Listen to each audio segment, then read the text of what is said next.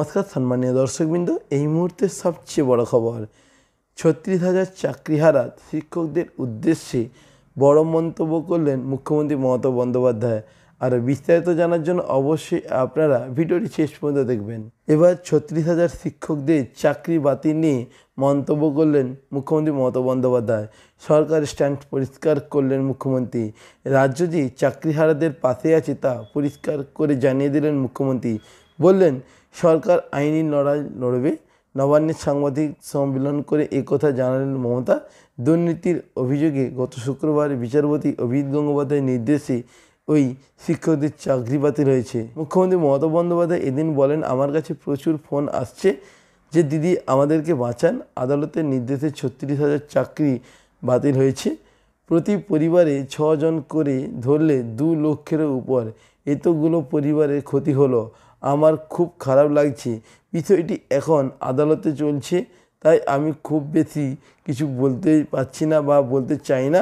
তবে আমি আমাদের স্ট্যান্ডের ব্যাপারে বলতে চাই, আমরা ডিভিশন বেঞ্চে লড়ব। আমাদের আইনজীবীরা কোর্টে সব বলবেন।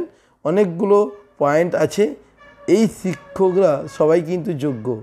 রাজ্য আইনি লড়াই লড়বে বলে জানিয়ে মুখ্যমন্ত্রী বলেন, আমি এতজনকে বলবো প্লিজ কেউ ডিপ্রেশনে যাবেন না, মন খারাপ করবেন না, ভেঙে পড়বেন না। আমাদের সরকার সবসময় মানবিক।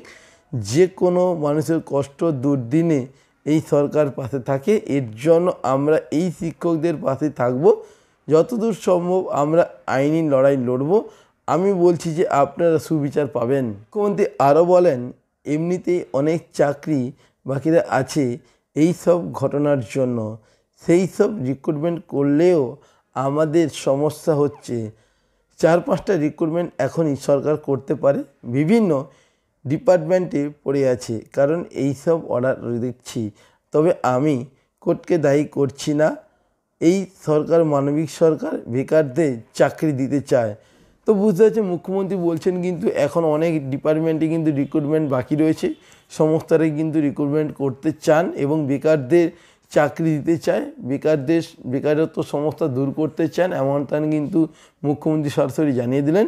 তো বন্ধুরা, এই ছিল আজকের ভিডিও লেটেস্ট আপডেট। ভিডিওটি ভালো লাগলে আপনার বন্ধুবান্ধব আত্মীয়স্বজনকে শেয়ার করে দেবেন এবং আপনারা অবশ্যই যারা প্রথমবার চ্যানেলে ভিডিওটি দেখছেন চ্যানেলটিকে সাবস্ক্রাইব করে পাশে বেল আইকনটি প্রেস করে অল নোটিফিকেশান অন করে রাখবেন এই ধরনের গুরুত্বপূর্ণ ভিডিওর আপডেটগুলো সবার আগে পাওয়ার জন্য। আপনারা প্রত্যেকে ভালো থাকবেন। ধন্যবাদ।